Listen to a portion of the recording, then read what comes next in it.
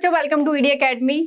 आज हम लोग बात करने वाले हैं the rise of nationalism in Europe के इंपॉर्टेंट टॉपिक द ज़ोल्वेरियन। इसके पहले आपको काफी सारे टॉपिक्स कंप्लीट हो चुके हैं। अगर आपने वीडियोस अभी तक नहीं देखे हैं तो वीडियो के प्रीवियस वीडियो की जो लिंक होगी वो आपको डिस्क्रिप्शन बॉक्स में दे दी जाएगी, तो जल्दी से फटाफट देख लीजिए वीडियोज को। और अगर उसमें भी आपको कोई डाउट होता है तो आप कॉमेंट सेक्शन में जरूर बता सकते हैं। तो आज हम लोग बात करने वाले हैं द ज़ोल्वेरियन। बहुत बार पूछा गया है, इंपॉर्टेंट टॉपिक है, ठीक है। आपको मैं साथ ही साथ इंपॉर्टेंट टॉपिक भी बता रही हूँ कि क्या आपको पढ़ना ही पढ़ना है, और कुछ टॉपिक जो ऐसे हैं कि जिनसे क्वेश्चंस नहीं आते हैं, लेकिन ज़ोल्वेरियन से बहुत बार शॉर्ट नोट पूछा गया है। इजी लैंग्वेज में आज हम लोग इसको समझेंगे। तो सबसे पहले देखेंगे creation of unified economic territory along the unhindered movement of goods, people and capital. क्या कह रहा है ये कि क्रिएशन होना इकोनॉमिक टेरिटरी का अनहिंडर्ड। अनहिंडर्ड का मतलब होता है बिना रुकावट के, मतलब बिना किसी प्रॉब्लम के, ठीक है। तो अब क्या होता था ना, जैसे कि पहले आपको मैंने बताया था कि फ्रांस है, जर्मनी, ये सब जगह जो टेरिटरी थी, छोटे छोटे पार्ट्स में अलग अलग किंगडम्स, डचीज, कैंटून्स हुआ करते थे, ठीक है। सबके अलग अलग करेंसी चलती थी, में वेट और मेजरमेंट के जो यूनिट्स थी वो भी क्या थी, अलग अलग थी। तो क्या प्रॉब्लम थी, जर्मनी के भी अलग अलग स्टेट थे, सब जगह अलग करेंसी और अलग अलग क्या चलता था, अलग अलग सारी चीजें, करेंसी और वेट और मेजरमेंट चलता था। दूसरा बहुत ज्यादा प्रॉब्लम आती थी क्या, गुड्स, पीपल और कैपिटल। मतलब अगर कोई भी सामान है ट्रेड करने के लिए, एक्सपोर्ट इंपोर्ट करने के लिए भी बहुत प्रॉब्लम जाती थी। दूसरा, पीपल्स को भी मूवमेंट करने की इतनी आजादी नहीं थी, बहुत ज्यादा रिस्ट्रिक्शन, बैरियर्स लगे हुए थे।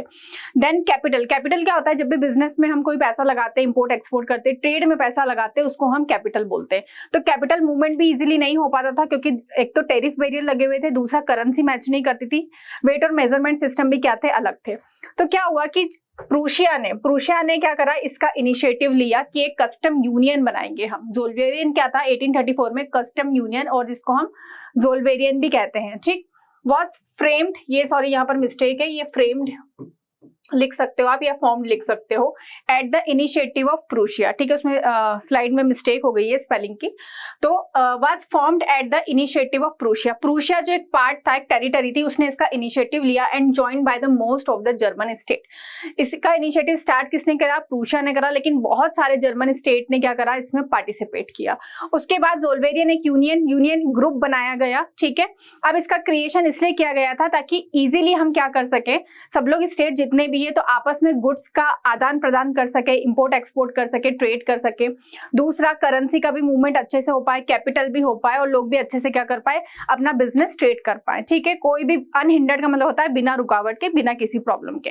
Then the union abolish tariff barrier and reduce the number of currency from over 30 to 2। अब क्या हुआ, जो यूनियन था, ज़ोल्वेरियन जो था, इसने अबॉलिश कर दिया टेरिफ बैरियर को, ठीक है। टेरिफ बैरियर को क्या करा इसने, एबॉलिश कर दिया, खत्म कर दिया। और देखो, एबॉलिश वर्ड याद कर लेना, कुछ कुछ कीवर्ड्स ऐसे होते हैं कि जो बिल्कुल आपको बार बार रिपीट होंगे पूरी हिस्ट्री में। एबॉलिश कर देना, ठीक है, यानी रिमूव कर देना, और भी बहुत सारे वर्ड्स हैं, इसकी भी वोकेबलरी आपको शॉर्ट्स में दे दी जाएगी, ठीक है। तो एबॉलिश का मतलब होता है रिमूव करना या खत्म करना। टेरिफ बैरियर वही बैरियर कि जैसे अगर आपको एक टेरिटरी से दूसरी टेरिटरी तक मूव करना है, या दूसरे आपको पार्ट में जाना है, या दूसरे प्लेस पे जाना है, आपको ट्रेड करने के लिए, मूवमेंट करने के लिए, तो बहुत ज्यादा समस्याएं आती थी उस टाइम पे लोगों को, ठीक है। And reduce the number of currency from 30 to 2। 30 से ज्यादा करेंसी चलती थी, ठीक है। 30 करेंसी चलती थी एक पूरे जर्मनी के पार्ट में, और अलग अलग जगह अलग अलग करेंसी चलती थी, जिस वजह से ट्रेड करने में और पीपल को मूवमेंट करने में, कैपिटल अपना पैसा दूसरी जगह भेजने में बहुत ज्यादा दिक्कत आती थी। तो इस वजह से इसको क्या कर दिया गया, इसको रिड्यूस कर दिया गया ओवर 30 to 2। तो ज़ोल्वेरियन ने क्या काम करा, ज़ोल्वेरियन ने टेरिफ बैरियर को हटाया। दूसरा, उसने जो करेंसी थी उसको क्या कर दिया गया, रिड्यूस कर दिया। 30 करेंसी से वो कितने पे लेके आ गया, 2 करेंसी पे लेके आ गया, ठीक है। ठीक है, तो इसका मेन पर्सपेक्टिव ही यही था कि सब लोग क्या हो जाए, जितने भी जर्मन स्टेट है वो क्या हो जाए, बाइंड करना था, इकोनॉमिकली बाइंड करना, क्योंकि यूनिफाइड तो करना ही था सोशली, ठीक है, कल्चरली भी क्या करना था, उसको बाइंड करना था। तो यहाँ पर इकोनॉमिकली बाइंड करना था, इसीलिए क्या किया गया था, ज़ोल्वेरियन को फॉर्म किया गया था, ठीक है। तो आपको ये लर्न करना है ज़ोल्वेरियन, बाकी हम लोग नेक्स्ट वीडियो में पढ़ेंगे। और अभी तक आपने प्रीवियस वीडियो नहीं देखे हैं और ईडी के चैनल को सब्सक्राइब नहीं किया है तो चैनल को सब्सक्राइब जरूर कर लीजिए, ताकि फ्यूचर की सारे सब्जेक्ट की नॉन स्टॉप जो आपको वीडियोस है वो इजीली आपको क्लास 9th और क्लास 10th की मिलते रहे। तो चलिए मिलते हैं नेक्स्ट वीडियो में।